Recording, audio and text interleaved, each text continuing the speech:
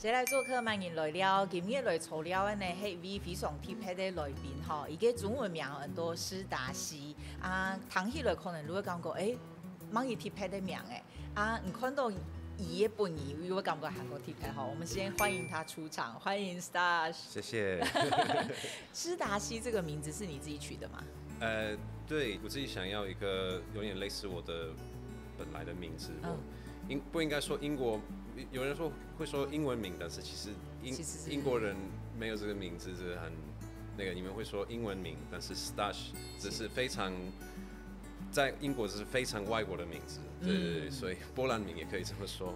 所以我想要有点类似 Stash 这个名字，因为如果有别的话，别人会叫我，然后我就不会发现有人在叫我，所以我就觉得 OK， 他应该像 Stash 这样，然后以后就自己选一些字。有一点问别人的意见，但是大概自己选一些字。会觉得这个名字取得蛮有学问的这样，然后也刚好跟你的 Stash 是很像的。你的本名啊，你可以教我们怎么念吗？它很长，就是那个短称叫 Stash， 但是全称叫 Stanisław， 然后姓是 Strokoński， 所以 Stanisław Strokoński 这很难哇，但听起来很好听，就好像我们在电影里面会听到的名字，但我就不复述了啊，我没有办法。那施达西是什么时候来到台湾？你第一次来台湾是什么时候？我第一次来的台湾是2020年，我本来来台湾是来这里旅游的，但是那时候就是那个疫情就刚刚爆发，还没有很大的那种反应。那我到台湾之后，过了大概3个礼拜，就那个台湾的边界关起来了。基本上说简单的，就是我那时候决定我要待久一点，然后最后我9月底才离开，所以我2月到9月就那么久就在台湾。2020年，对，因为这里没有那时候这里台湾没有什么疫情的状况，只是一些比如说大家要戴口罩而已，对。那一次黑 T100第一次来台湾，对。然后我们这次为什么谁来做客会有唱到 Stash？ 因为 Stash 开始跟客家有一点关联，对不对？有，一开始对。这个关联是怎么开始？我有创造一个公司，我们在做学习语言的教材，对，数位教材，然后它特别是做少数语言的教材，所以现在我在台湾做一些原住民的族语，但是我也在开始做客家话的。对。刚刚 Stash 有说开始提好回流讲海陆腔，对，开始学。那你怎么学呢？你都是自学吗？这个是因为我在做那些教材的时候，我会接触到，所以没有。到现在没有非常非常认真的学习，但是只是接触到。你现在有什么还有印象的海陆腔的词吗？有记得的？你好，安给我们孔多，蛮厉害的哦。我们等一下可以继续聊，就是 Stash 其实会讲9种语言，客语马上要变第10种了。但是伊的工作非常特别好，可以做教材，也人都会同也可以做语言教材有关的，俺都会来认识一个故事。那我们这个节目呢，就是都是从来宾带来的一些小物来认识你。那我相信 Stash 已经带来非常特别的小物哦，我们就马上请小助理先给我们第一样，看他 Stash 带来嘛个对于特别意义的东西。Harry Potter 这个是什么？这是童军的领带。对，童军的领带。对，因为青年时候会用的，对，就是因为那时候在童军，那个时候是这样打吗？对，然后就这样打结。对。可是是铁定，这不是你从波兰带的吧？不是你原本小时候的吧？不是我原本，对，其实我有做新的。我有去台北的那个布市场，在北门那边，然后请他复制一个一模一样的，对，哇，好有心哦！你为了要给我们看，对，哇，太感谢你了。所以做了一个你小时候真的就是这个样子的童军的领巾。对，那个红色的那一带，我就叫那个阿姨帮我夹，对。为什么第一样东西你竟然会想到要带小时候的这个童军领巾？因为我觉得就是也许我误会了你们这个节目，但是我以为因为这是我人生里面的有意义的。你没有误会。我没有误会。对， OK， 我们的意思就是这个。对，所以在我生活中这很有意义，因为我小时候我很多时间在那个童军，然后也是得到很多心得跟那种价值观，也是自己自我增长，是因为他，所以我就觉得带这个也是有意义的，而且也是因为现在我在做那种少数语言的工作，部分也是因为我自己身上的一些经验，就是我是英国人波兰裔，所以我父母来到英国，然后我那边我哥哥姐姐我哥哥在波兰出生的，我在英国出生，然后我们那边还是保持我们本来的文化，然后有比如说那个童军就是一个波兰童军，全部在说波兰语，但是他在英国啊，然后我们这样子保持我们的语言跟文化，然后现在我做的工作也是有一点点类似的概念，因为我在帮助，比如说原住民跟他们的保留他们的语言，比如说对，所以未来会希望做客家的，对。那你参加童军是大概就是像我们国小的时候，大概十几岁的时候开始吗？7岁开始，我们有另外一个那种领带，在绿色的，然后11岁会有点像有一种毕业典礼之类的，然后到这个是11岁到18岁，对，所以我对超过10年。对。那你们的童军是一定是铁定有点辛苦的，对不对？所以它的影响才会那么大。对，我们会露营很久啊，每个夏天是3个礼拜，而且我们自己有很多责任。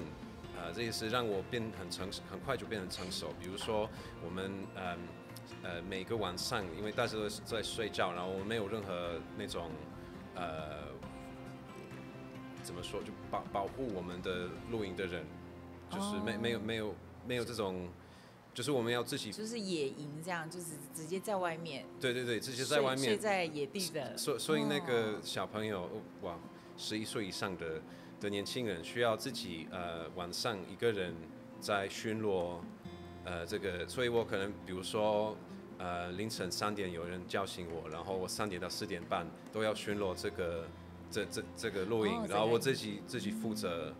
比如说这种东西都是有一点硬核，但是有点哈口，对，但是我觉得这样子就很快就变很成熟，对。其实有点小小的当兵的感觉，童军就是，对，是不是？所以可以训练你们赶快独立变成熟。我觉得是。所以你现在想起来，其实那段经历对你是影响很大的。我觉得是，对，我觉得就变比较是成熟，也是独立，也是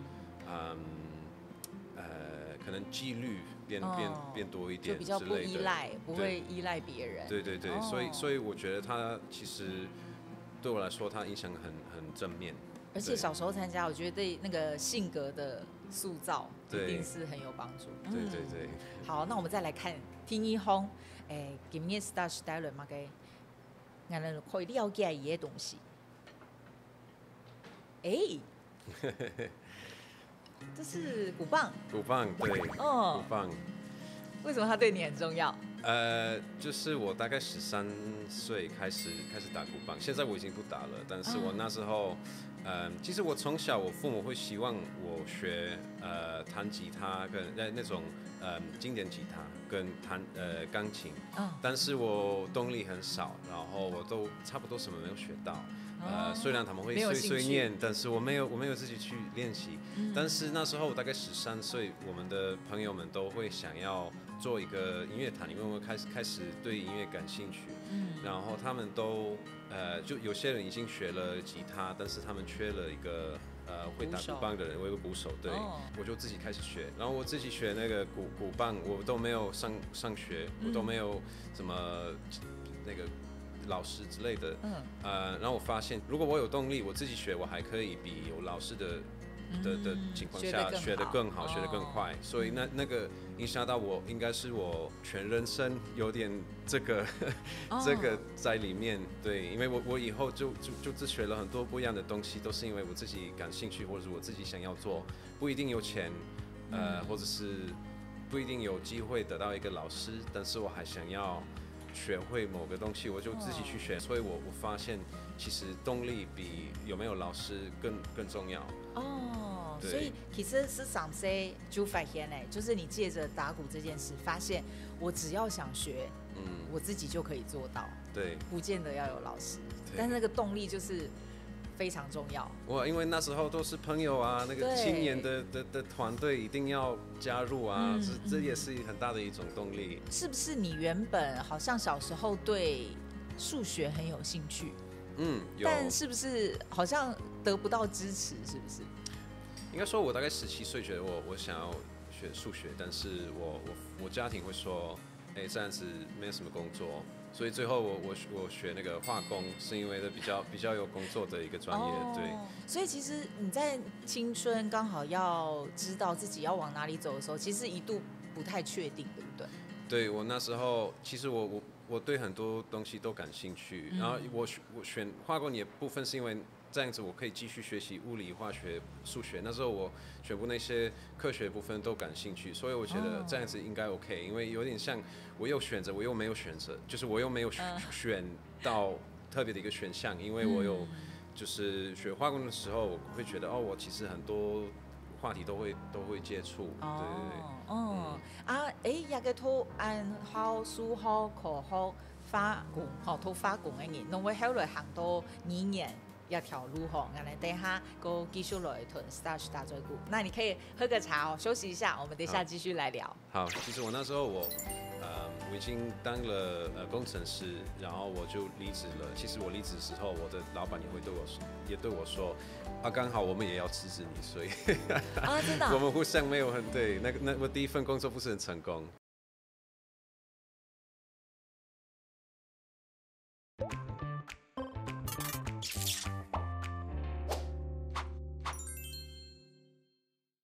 谁来做客？欢迎来了，今日来做了的呢，是一位过特别的语言教好专长的 Stash 哈，也是波兰裔的英国人，是这样说对不对？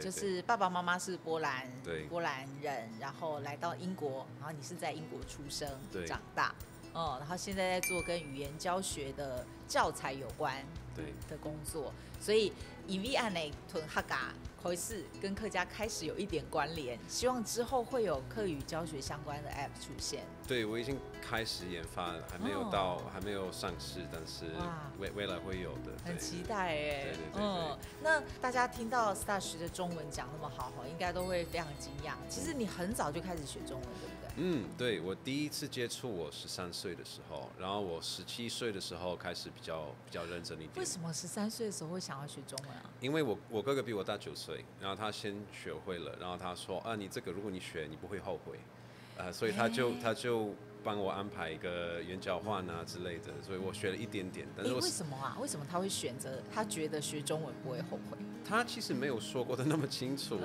他那时候有旅行在东南亚，然后他发现连在不是中国的国家，比如说越南或者他那时候应该是泰国，他还是看到很多中国人在开店之类的，所以他觉得中国人其实很强，他们去国外，他们还是可以赚钱之类的。然后你也觉得好奇，就开始学。对，我就是对很多事情对语言也是好奇，但是我13岁那个几率没有到那么好，所以我学了几个月，然后抛弃。但是我17岁就比较认真一点。Stash 会讲9种语言，那中文是你学的第几种？就如果英文不算的话，英文跟波兰文不算的话，那就其实我在学校也有法文跟西班牙文，然后我学了中文，但是那个法文跟西班牙文是还好，是那种学校的，没有到很流利的那种，我以后再补了。对，就是你的中文现在比法文跟西班牙文好。对，然后我们这边有看到你的。就是你就是一开始一定是翻这种字典，那个时候网络还没那么发达，对不对？对，对，我很喜欢那种纸的字典，其实翻字典。对，我可以带很多不一样的书来代表这个过程。今天我带了一个成语字典，但是对。你觉得那个时候最痛苦、最难是什么？中文的部分吗？对，中文的难。我觉得其实当然汉字是比较困难的，但这比较大家都看得出来是比较困难的部分。我觉得我觉得很困难的部分其实是国语，如果说就是有很多字他们念的一样。所以对一个外国人来说，如果你说的一个字，你说的比如说诗，你不知道它是或者十，你不知道它是哪一个，因为有20个意义不一样的意义，所以对，所以这样子我们在听的时候，猜不太到你们在讲什么，对，所以那个需要很久才可以培养出来那种可以猜到别人在讲什么的那种能力。对对对。那你一开始学是自学吗？还是？一开始我有一点点的语言交换，但是以后就是全部都是自学的，对。对。那个自学是你的教材从哪里来？我在家里就正好在家里有一些书，所以我会用我哥哥带来的书。但是以后也是我18岁第一次去中国，那时候也是开始跟人讲，但是我第一次去中国，我大概3个礼拜后才说了我的第一句话，成就感非常大，就是说了第一句话跟一个计程车的司机，就是我忘记是什么话，像我这里要下车还是什么，但是我那时候说，我感觉很棒。为什么等了3个礼拜？因为这么难，它就难度这么高啊，就是要我已经学。那时候不知道1年嘛，然后我就在那种进入的情况下，已经3个礼拜才会说出来第一句话。那你在中国有短暂的生活，然后台湾，你会觉得两边讲的中文差异很大吗？差异很大。现在我听中国人说话，我觉得就很压抑。因为我已经很习惯了台湾说话的方式，而且我现在说的话比较像台湾人。对，所以我现在听他们说的话，我觉得他们口音怎么会这么重？对。那你一开始对台湾的说话方式会有不习惯的地方吗？因为我们讲话比较黏，对不对？我也会啊。像我们这样都会讲酱啊。对，酱就这样子。对。所以你后来也很快就习惯了。有啊，对。对，因为你现在讲话真的就是比较台湾口音。应该，谢谢。这个也是应该会很有成就感，对不对？我觉得在台湾应该大家都会一直称赞你的中文。对，然后 Stash 真的是很有好奇心，很爱学东西。我们除了字典以外呢，这旁边还有一个是，对，这是舞鞋。哇，你什么时候开始学跳舞的？这是什么舞的舞鞋？这个是这个是探戈的。阿根廷探戈，哇，这曾经是我第1名想学的舞但我觉得找舞伴太麻烦，我就没有学了。我就改学 Flamenco。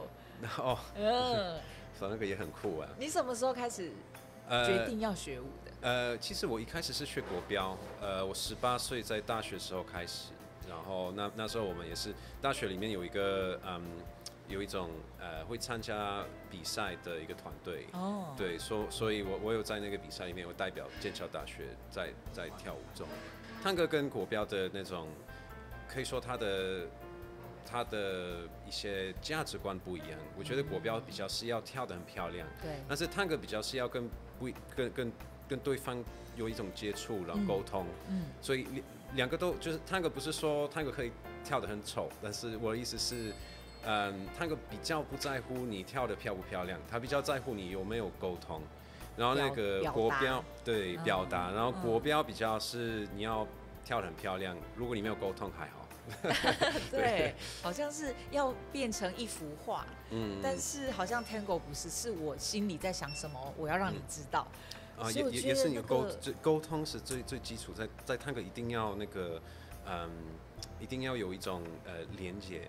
对，才可以跳得好，因为全部都是那种即兴的，对，就是看着办的跳，它不是像国标很多是你可能有个计划 ，OK， 我们做这个，有个规则，对。所以你在台湾也还有继续跳？有一点，对，我带这个，因为我知道台北有一些地方可以跳探戈，所以我就有去了。所以真的很喜欢。对啊，喜欢啊。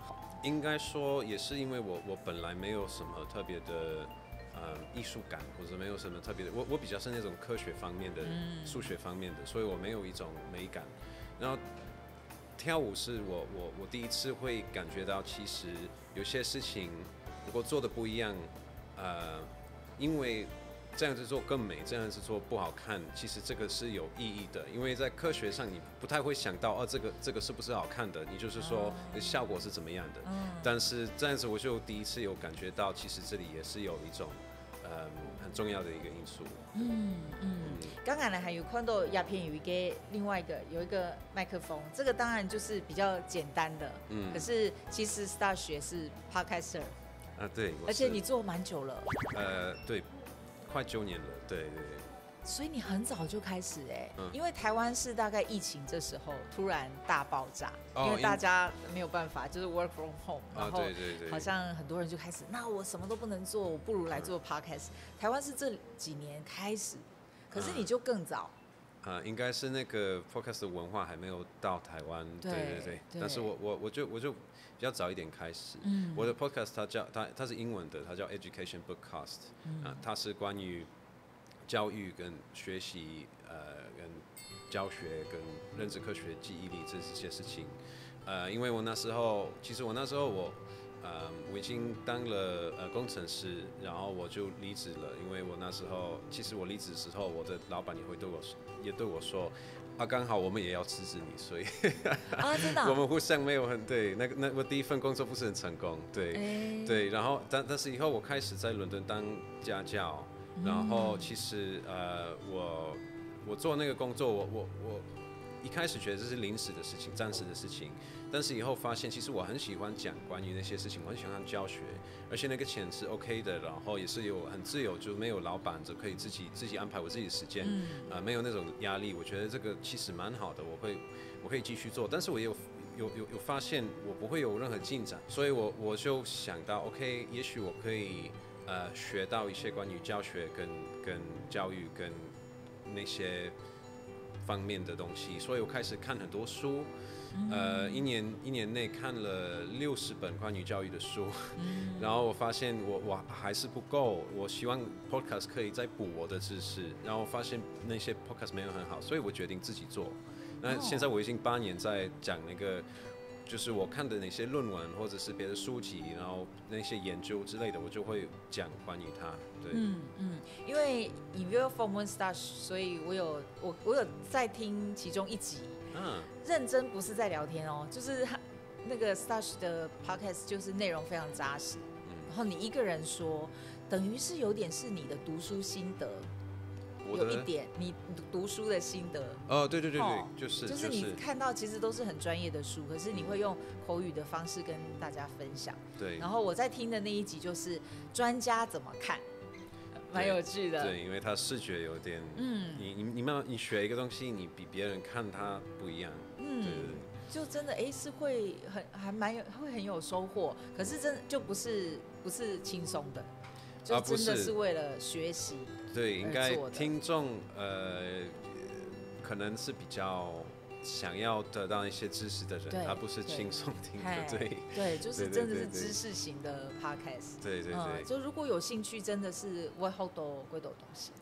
那 Stash 喝个茶，我们等一下再继续来聊。谢谢。然后那时候我很感动，因为我觉得台湾那么多人对我那么好，对我那么善良，所以我那时候会有承诺，我一定要对台湾回馈这件事情，回馈台湾的善良。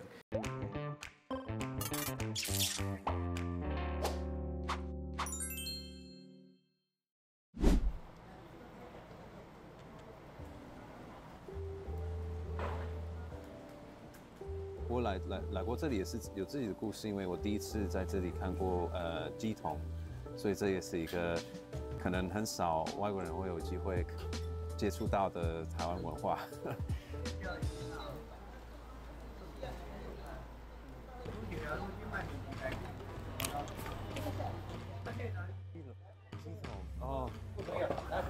鸡公红好，喝一杯。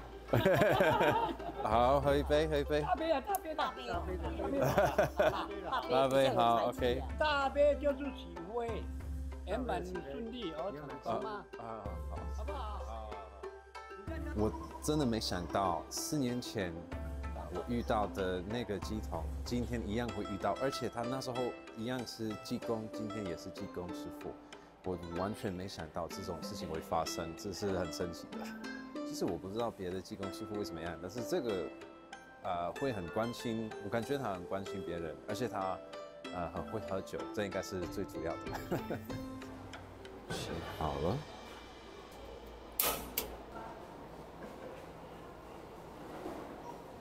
这是哪些？对，我今年有安太岁，因为我属龙，所以今年我的台南的朋友带我去安太岁，感觉很有趣。台湾宗教的部分真的是一个完全跟我在欧洲的，我只是在别的国家的看过的部分，就是它很不一样。然后也是觉得其实有很多事情我很喜欢，应该最大的是没有压力，就感觉我可以参加，我可以探索，我可以看，然后参加那些活动之类的，然后都没有人说我不可以，或者是如果这样我就再不可以怎么样。但是我也有去过进香啊，我有去过白沙屯妈祖，所以我都有走过。然后我觉得很酷，我没想到台湾会有这么硬核的一个活动，就是那么多天都睡那么少觉，真的是不容易、不简单的事情。就是这是一个很大的不一样，就是你们有种大声的、很现代的音乐，很像 party， 然后很好玩，然后而且有些人很有幽默感，就是说，比如说我说为什么有一个人带他家里的那个生命，他带他走。他有推一种小车之类，然后上面有那个，然后他就播着那种很大声很快的音乐，然后我问为什么你会播这很快音乐？他说因为生米会喜欢，这样子就很活泼，我觉得很好玩，我觉得难怪有很多年轻人还在参加那些事情，我觉得很好玩，我觉得很酷。歌舞基本啊。我很喜欢台湾的宗教文化，因为它很热情，大家都可以参加。我一直回来台湾，部分的原因就是因为我喜欢这个文化。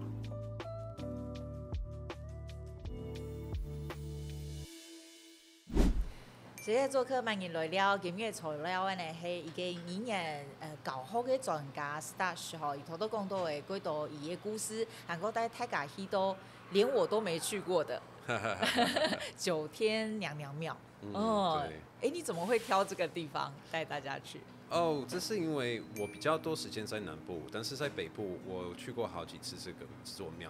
然後我在台灣的經驗是我很喜歡，我很羨慕你們的那種廟的文化。我有去過進香，那個大甲媽祖跟白沙屯媽祖都有，你都有去過。哇，我太遜了，我都還沒去過，結果你已經去過了。對，我第一次來台灣，我那時候因為有疫情剛剛開始，所以我不是，本來我的計劃我要離開台灣再去下一個地方，但是那時候我有一點猶豫，就覺得怎麼辦？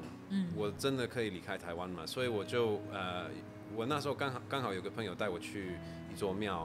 然後他跟我解釋抽籤是什麼東西，所以我抽籤就是為了解決這個問題，就要不要留在台灣。所以就是這個嗎？對，這張照片的籤，是這個照片。就是疫情期間去，好像是在長治，屏東長治。對，屏東長治。抽的籤。對。哦。那邊是。哇，那你那時候看得懂嗎？這個籤詩？那時候看不太，就是有一點馬馬虎虎的看得懂。哦。對。那你覺得他告訴你什麼？但是有人跟我解釋，然後基本上就是我那時候的解讀是我不應該離開台灣。我來念給大家聽哦，用下發：依種玉門神仙路，建議且推蒙高樓，看心且數看心錯，必然易得貴人福。哦，就是你想要問神仙路，他勸你退望高樓，對，然後寬心坐。然後你一定會遇到貴人幫助。我那時候的解讀是，他的意思是我應該，因為我那時候有點迷惘，不知道怎麼辦。不只是迷惘，但是也是有點太想太赶快有那个解决，所以他说要退步，然后再看，有点像为什么你那么赶时间？对，为什么你那么急？对。所以解读这个签诗会觉得，我可能留下来还不错，然后所以你就真的留在台湾7个月了。对，最后留到9月底啊，从2月来就留到9月底。那7个月你对台湾的观察是什么啊？我要离开的时候，我那时候我以为我过了我的那个签证的时间，因为台湾一直在补，那个政府一直在补说，其实如果你是外国人来这里的话，你可以再留3个月之类的，然后再补一下。但是我去那个嘉义市的移民署，然后跟他们说我要离开台湾，但是我有过那个期，我过那个时间，能不能帮我处理这件事情？然后他就看着这个护照看我，然后他说这里应该没有问题。我说我那时候很压抑，觉得我很明显的做一个违法的事情吧，我以为我很明显做一个很违法的事情，所以我说你要不要处理我？就是你要不要那种怎么说？因为你已经逾期了，已经过期了。对，就是你要不要发我钱还是什么之类的？他没回答，他就盖章，然后还给那个。然后那时候我很感动，因为我觉得台湾那么多人对我那么好，对我那么善良，还有那种政府机关，一般来说在不管什么国家，他都会很那种没有什么热情啊。当然，因为他是政府机关，但是连政府机关会对我这么热情，我那时候真的是很感动，所以我那时候会有承诺，我一定要对台湾回馈这件事情，回馈台湾的善良。所以我现在来台湾做客家的学习客家语的 APP， 也是这个的一部分，就是我知道怎么做学习语言的教材，然后我知道客家话不一定很多人会说，然后我希望客家文化可以变强，就是可以还有年轻人在说客家语之类的，所以我感觉我这样就可以对台湾有一种贡献。你刚刚是不是很 emotional？ 是，我每次想到那件事情，我都会很感动。对，因为它不只是那天，它代表着很多不一样的人对我的热情跟善良，所以我有点像它是一个很有代表性的一件事情。所以你感觉到真的就是我们通常会讲到，很多人会讲台湾最美的风景是人，后来有点讽刺啊，因为有时候总是会遇到没有那么好的人，但以你来说，你看到的是你接触到的是好的。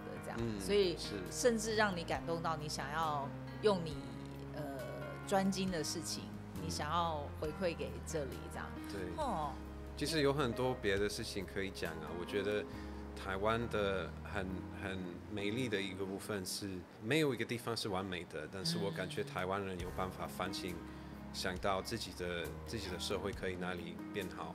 没有避开这种话题，我觉得这也是很美丽的事情。可以想到，不只是说我们哪里好，他们也是很知道哪里可以改善。我觉得这是非常正面的事情。刚刚我们还没录影的时候，其实我有问 Stash， 就是是我们哪个客家的单位去找他，来做这个 app？ 就是 Stash 说不是，是我来找他们。原来是有这个渊源，所以你是自己想要做这件事的。对。有很多因素来一起，就是我去年底我开始想要做自己的学习语言的公司，然后我慢慢想到我可以做哪一种工作，然后我就发现其实那种世界的大部分的语言不太有什么教材，只有很多人在做英文、中文、日文之类的，德文、法文。但是不用担心消失的，很多人做。对，但是其实世界上非常多没有人在做的语言。然后我以后就在联想，我想要，就是我在台湾认识几个人，也许有办法找到对的人，可以开始聊这些事情。然后也是感觉到，因为我刚才说的那种，真的想要对台湾有一种贡献的感觉，所以我觉得这是其实蛮完美的。哇，也很感谢你愿意这样做然后刚刚我们有看到你在2020年的签诗，然后这边还有另外一张，这是今年大概4月抽的，因为那时候我们只是两个人，我跟另外一个人，他是美国人，一起在做这件事情。那时候我们两个人在做，然后我觉得非常辛苦，因为我全部都要自己，这创业的时候全部都要自己做啊。对。不管是业务、行销那个写程式，或者是我做的那个语言学的部分，或者是教育的部分，设计就全部都是很少人在做，所以那时候我觉得很累，然后我觉得要不要雇佣一个人？虽然我这样子我钱会比较快没了，所以所以这里有个两难。那我去抽这个签，他的意思他应该是最负面的钱之一，他就说不，一定不要，所以我那时候都没有争到人，然后就等到比较以后再争，然后觉得可能这其实是对的决定啦。那时候需要还是继续一个人在做，然后现在比较有稳定一点，可以有更多人在参加，对。你比我还会去抽签呢，你比我还融入我们台湾文化，真的太酷了。而且隔了4年，头头 Star 许工，现在他可以自己解签了，都不需要别人帮忙，对不对？你可以自己看了，这样哇，超级厉害的那等一下呢，俺的廖一航等一下 Star 需要那个带给我们他觉得特别的料理。你会不会很好奇呢？我是很好奇哦。我们等一下要吃什么呢？那我们你喝个茶，我们等一下再继续来聊。好，谢谢。我父母总是跟我说波兰语，所以我跟他们也是说波兰语。有些小孩会觉得他们想要用英文回父母，这样是他们不一定会说波兰语说得很好。然后有些家庭会觉得我应该对我孩子说英文，因为比较有用。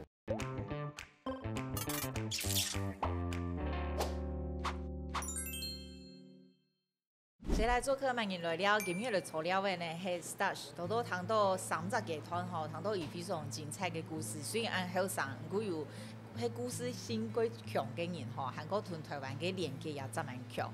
因為同台灣有安全嘅連接呢，咩獅子都以上愛對一塊土地有貢獻，想愛做同客家有關嘅一個語言學習嘅 app 吼。都亞一團呢，到這個最後一個階段。就是要吃美食，我们有请 Stash 带他觉得对他有特别意义的料理。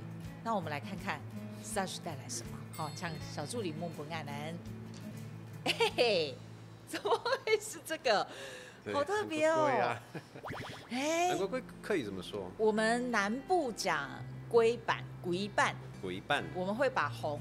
没有会省略，南部是讲鬼板，北部我不知道怎么讲，我是南部人，我就忽略北部，南部讲鬼板，然后你学到的是昂古贵吗？昂古贵，对。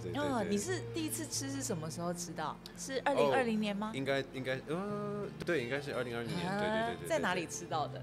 第一次应该在马来西亚。对，因为马来西亚华人，他马来西亚华人有类似这种甜点，对。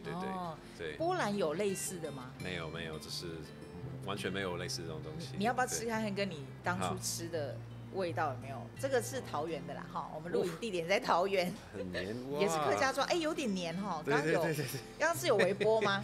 这个是要微波的吗？有点夹不起来。这个。突然很像儿童节目的粘土呢，有点起不来。突然很像搞笑节目，我要吃一口看。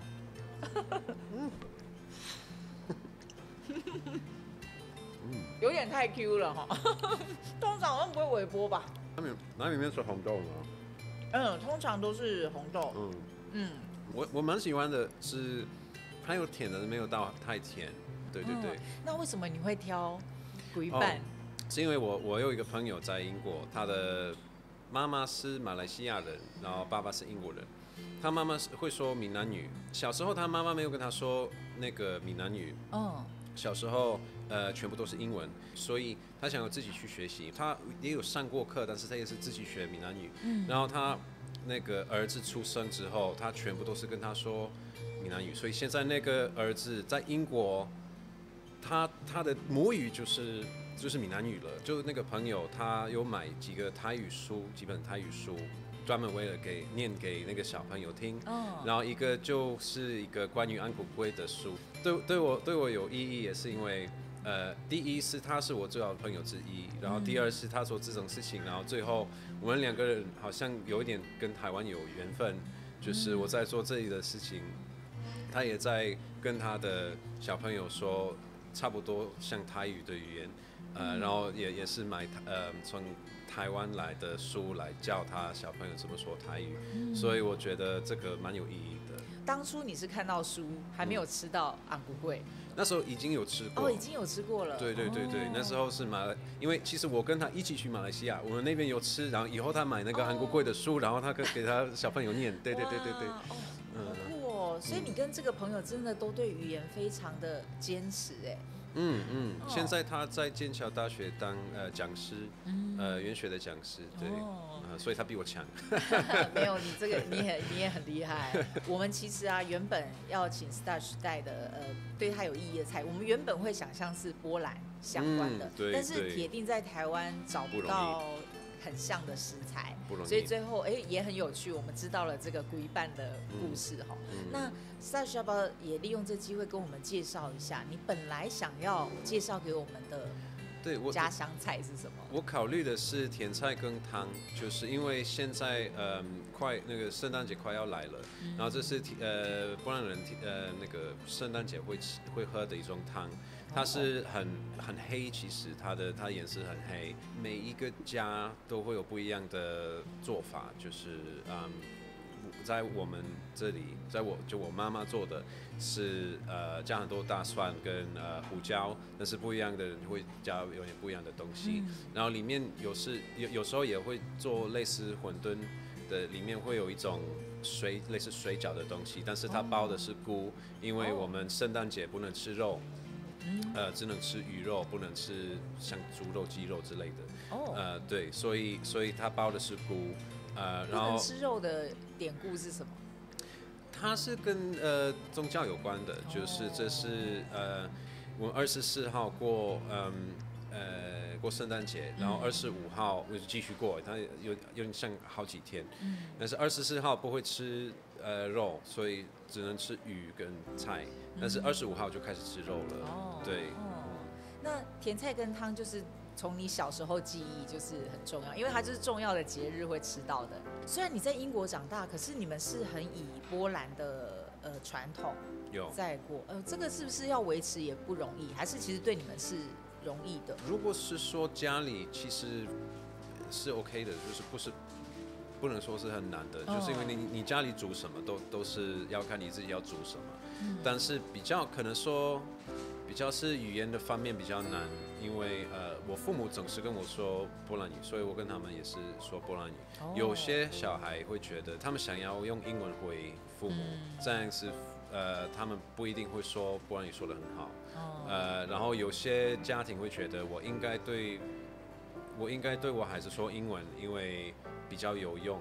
这样的想法，跟我们客语遇到的情形就是一样的。对，可能是我猜你们是类似情况。对，其实那种如果说从一个比较学术的方面来看，如果会说2种语言，就是包括是不是波兰语跟英文，或者是客语跟国语，这种还是比较。它这个其实有很多优势，不只是会说一种语言，但是也是在认知中，就是在可以说脑子中就会有很多优势。对，我很开心，我父母有这样做，就是我有一直跟我说，不然你这样是我觉得如果没有这个的话，我可能学习语言的，也许可以说天分，我不会有这么多。就是我现在会说9种语言，如果没有波兰语的话，我可能会学得比较慢。那你现在做这个那么特别的工作啊，因为你有说到，就是以前可能爸爸妈妈会很担心你念的东西，以后的出路怎么样？那现在你做的事情，父母的反应是什么？现在他们没有给我压力了，我觉得我就业以后，他们没有那么的，他们给我比较多自由了。其实你无法确定你下一步会想做什么。如果是说现在工作上我比较会有想法，因为一定会需要有一些想法才可以发展。但是有时候会有莫名其妙的机会，像来客家电视台这样的事情是不可以预测的事情，然后就要抓那个机会。我觉得也是因为创业的时候也是一直会想到那个东西，因为它是蛮有点像生孩子的时候，你一直在想那个孩子，对，所以它是如果不断的在想这件事情，我也会有一些想法跟计划在里面。你现在有想到什么是你很想做，或是你未来可能会要做的吗？你的意思是？任何就是生活上啊，或工作上。这个问题很大哦，这个问题很大哦，当然会啊，就是我希望我会有机会做台湾的每一个语言的教材，客语、台语跟16个族语，我希望我可以做到。哇哦！不只是希望，其实我有点像打算。哇，真的。对，除了这个，还有因为国外就是不一样的地方，其实也是有那种少数的语言，我也想要接触到。所以我考虑过很多地方。我最近有去过菲律宾，也是讲他们的事情，因为他们有超过100种语言，所以类似这种事情，我也在考虑。对。哇，这个赚不到钱吧？需要有一个计划。如果只是凭这个而已，那也许会比较辛苦。但是可以说有这个使命感。但是我在旁边也在想做别的，不一定是濒危的语言。比如说，我觉得有些语言其实有市场，但是不一定有人在做。我觉得这个产业里面，这个产业比较保守，就是那些公司比较会想做我们做英文因为它是安全的，我们做日文因为它是安全的。但是如果到了一个已经不是最热门的语言的时候，他们就会觉得这个为什么要做？那个市场可能没有，或者可能太少。但是我觉得就是可能欧洲有几个语言，可能超过50个之类。然后最有名的有大概5个，那就剩下45个，那是怎么办？之类的。所以还是我觉得还是有市场。但是只是没有跟英文一样大，但是也是那种，如果你做英文的，那你要跟全部做英文教材的人竞争，那也是很辛苦的。但是你看到其他其实还是有利基的地方，对，但没什么人在做。对。要感谢你今天分享那么多很精彩的故事，还有谢谢你帮台湾做谢谢这些，希望你接下来一切很顺利，谢谢。然后在台湾也很开心。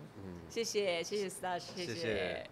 他们说一定要走外面这条路，不能过在这个田里面就直接过去。但是我发现这个很快，最开始走，然后一踩一踩，然后我踩很深，突然间感觉我的脚就到这里。然后我发现，我觉得为什么踩那么深，发生什么事情？然后我慢慢在沉着，然后我发现全部都是牛粪，而且为什么它有很深？而且因为它上面的一层就是干掉的，因为晒太阳，但是下面就闻到那个味道啊。然后我觉得，天哪！我在慢慢的伸在这个，然后不知道怎么走，我开始大喊。